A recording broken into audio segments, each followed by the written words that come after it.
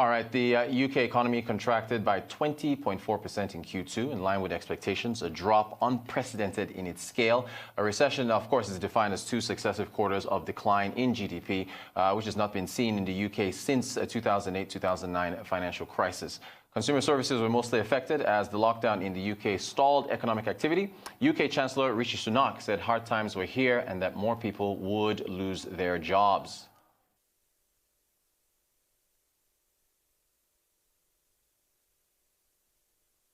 Talking about this a few months ago, I said that hard times were coming, and today's figures show that hard times are here.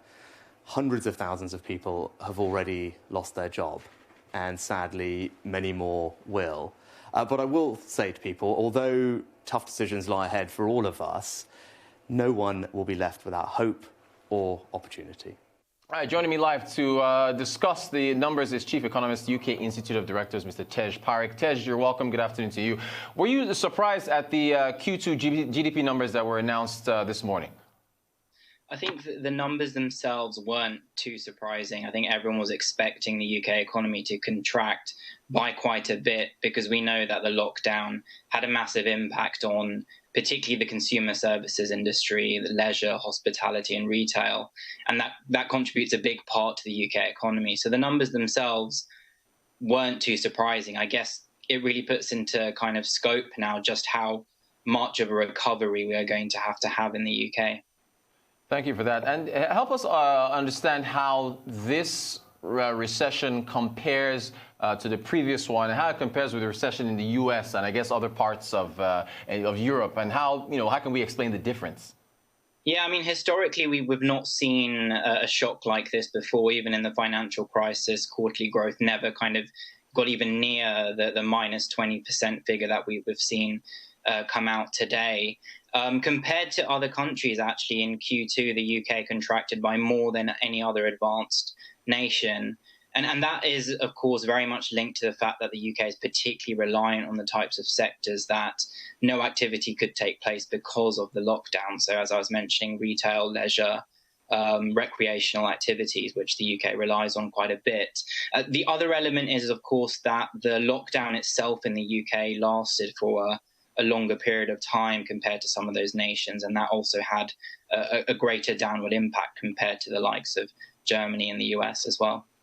All right, so the latest unemployment numbers this week were out. They're pretty bad. Debenhams announced another wave of layoffs. What's your sense of the adequacy of government support for companies, and why are we still getting these layoffs despite government aid? Can you help us understand the issues there?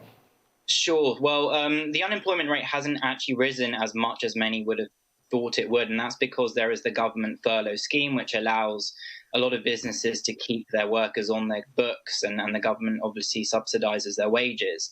Unfortunately, that scheme is now winding down, and it will end in October. And as it winds down, it will mean that many businesses are faced with a decision of whether they retain workers or actually start to contribute towards their salary.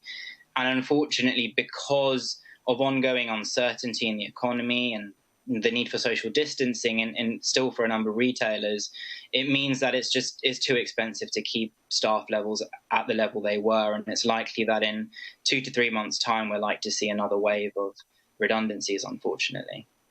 Now, on matters of trade, how will the impasse on striking a deal with Brussels affect the economic rebound in the UK? Some still say a last-minute deal, can't be ruled out. How do you see it? Well, I mean, Brexit kind of just adds to the heightened level of uncertainty that a lot of businesses, and particularly international businesses, are facing in the UK. It makes it very difficult to make any plans for the coming months ahead if we don't know what's happening at the end of December. I think the sense is that there is a possibility for a last-minute deal to be struck. It may just be a deal on certain parts of elements of trade and not others, and it might accommodate for some type of transition. I think there's a lot of things up in the air at the moment, but it's likely that negotiations will go down to the wire. Oh, wow. Now, okay, so the UK found it difficult to strike deals with other countries as it prepares for life after January 2020. When it leaves or 2021 rather, when it leaves the EU, the latest deal that seems to have stalled was with Japan. What are your thoughts on what happened there? Well, I mean, I think part of the difficulty for the UK government in trying to, establish any new trading terms with countries outside the EU. I mean, firstly, Brexit itself is taking up a lot of capacity for the UK government. We then have the pandemic at the same time, which absorbs a lot of political capital for the government to even, begin, the details and the strategies for these negotiations. And so, when it comes to trade deals like with Japan as well, we mustn't forget that, all these countries are trying to really sign a new trade deal, but at the same time trying to work out what the implications of the pandemic are. And it's proving very difficult to do both at the same time. All right, so if there's no outlook, well, a pessimistic outlook for trade, and if we have that set in stone as far as the scenarios that are out there, what ray of light is there for the UK as the year ends, from your view? Well, I think, the pandemic together has been a wake-up call for government, and it seems that despite the increase in the levels of indebtedness for the government, they seem quite committed to actually, investing in the UK's infrastructure, investing in its digital capacity. So it seems like it has been a real wake-up call to encourage greater kind of government spending. At the same time, a number of businesses have struggled throughout the crisis, but plenty others have also kind of taken this opportunity to innovate and pivot into new industries and also to invest in technologies. And that will also kind of benefit the economy going forward. I guess the case for the government now is to ensure that it continues to support that process. Okay, now as far as support is concerned, I just want to take you back to the furlough schemes and the job support schemes. The question of rising debts in the UK, and I guess debt to GDP, that's off the table. That's not a priority right now. It's just a matter of supporting businesses, regardless of how high the debt goes.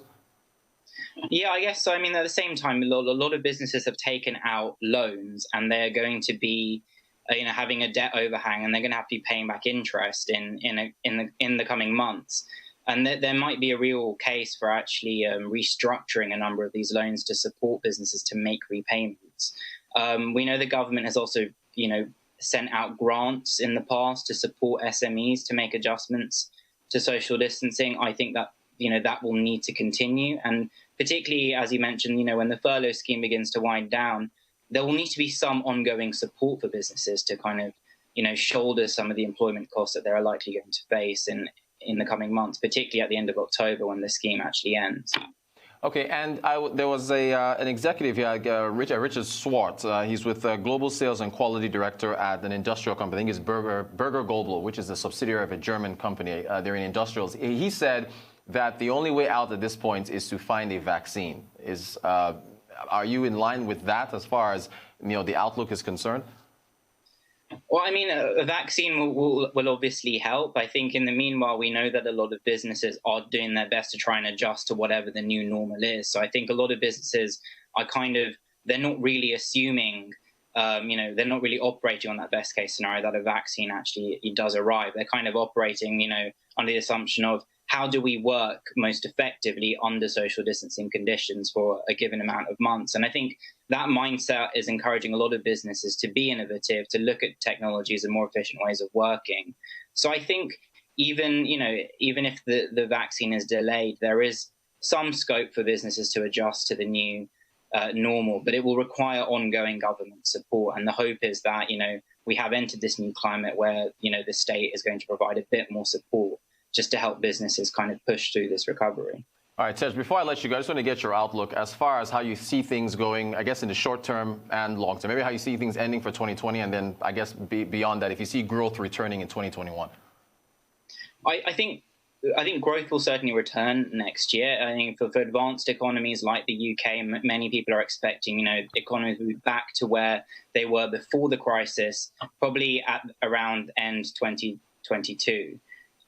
So, it'll be a couple of years, certainly more than 18 months before economies start to look like they were before the pandemic.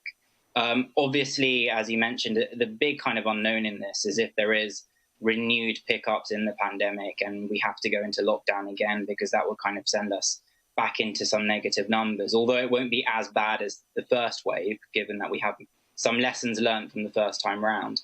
But I think the big unknown remains the uncertainty around the path of the pandemic. All right. Tej Parikh, the chief economist at the UK Institute of Directors, I want to thank you very much for taking us through those numbers for the second quarter GDP for the United Kingdom and giving us your outlook.